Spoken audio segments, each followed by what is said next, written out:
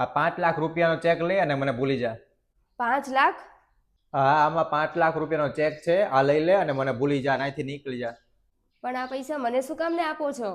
કેમ કે મારા મમ્મી નથી ઈચ્છતા કે આપણે બે લગ્ન કરીને હારે રહીએ, અને મેં એમને પહેલા ભલે ખોટું કીધું હોય કે તું પૈસાવાળાની છોકરી હતી, પણ મેં હવે એમને સાચું કહી દીધું છે કે તું એટલા બધા પૈસાવાળી નથી, તું હાવ એકદમ સાદા ઘરની દીકરી છો એમ.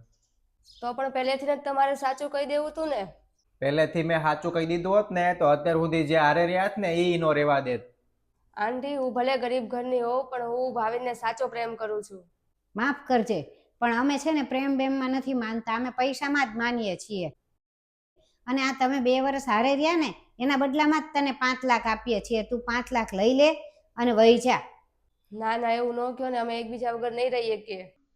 ના ના ના ના, હું રહી શકીશ. અને આ તું પૈસા લઈ લે, તારે જે કાંઈ ખરીદવું હશે ને તું આનથી ખરીદી શકીશ, અને તારે શાંતિથી જાય, મારે શાંતિથી જશે.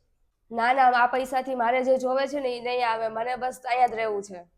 અરે મનીષા, મમ્મીએ મને 2 ઓપ્શન આપ્યા છે. કાં તો હું તને છોડી દઉં અને આ પૈસા તને આપી દઉં, અને કાં પછી હું તારી યાર લગ્ન કરું ને તો એ મને અહીંયા ઘરમાંથી બહાર કાઢી મૂકશે અને એક કઈ વસ્તુ મારા નામે નહીં રહેવા દે. અને જો મારા નામે કાંઈ વસ્તુ નહીં રહે એટલે હું ગરીબ થઈ જઈશ, ભાઈ તું મને મૂકીને વહી જઈશ ને. પણ મારે પૈસા ને એવું કાંઈ નથી જોતું. હું તમારી સાથે ઝૂંપડીમાં પણ રહી લઈશ. અરે પણ હું નો રહી શકું ને ઝૂંપડીમાં. હું પહેલેથી આવી રીતના બંગલામાં રહેલો છું, બધી મારે સુવિધા જોવે. તું આ પૈસા લે અને આપણું બેનનું તું સારું વિચાર. તું તારી રીતે હરખી રહીશ અને હું મારી રીતે સારી રીતે રહી શકીશ. નથી જોતા મારે 5 લાખ રૂપિયા. જો તમે નહીં તો મારે કાંઈ નથી જોતું.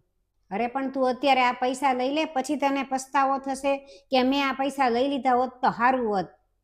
અરે અફસોસ તો મને એ વાતનો થાય છે કે મેં કેટલા બધા તમારી સાથેના સપના જોયા હતા, અને હકીકતમાં તો છોકરીઓ ખાલી અમસ્તા જ તે બદનામ થાય છે. હકીકતમાં તો તમે જ પૈસાની લાલચ વધુ હોય છે.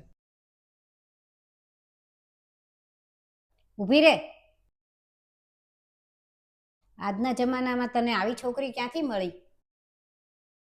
જ્યારે મેં મમ્મીને વાત કરી ને ત્યારે મમ્મીએ મને એમ કીધું કે એ કદાચ પૈસાની લાલચમાં અહીંયા આવી છે, એટલે આ બધું એણે ગોઠવ્યું. એટલે હવે ખબર પડી ગઈ કે ના ના, પૈસાની લાલચમાં નહીં, પણ તું તો સાચામાં પ્રેમ કરે છે.